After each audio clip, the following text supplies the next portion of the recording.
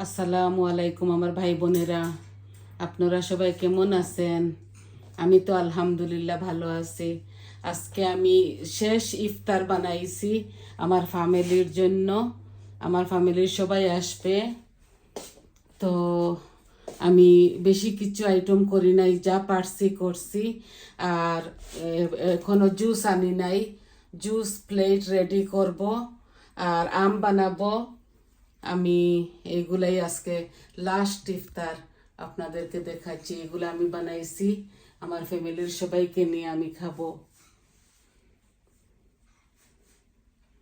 এত বেশি কিচ্ছু করি নাই।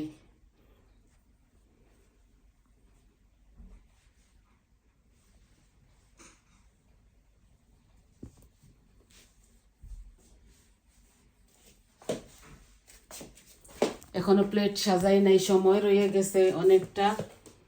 তাই ভাবলাম আমার ভাই বোনদেরকে দেখাই লাস্ট ইফতার।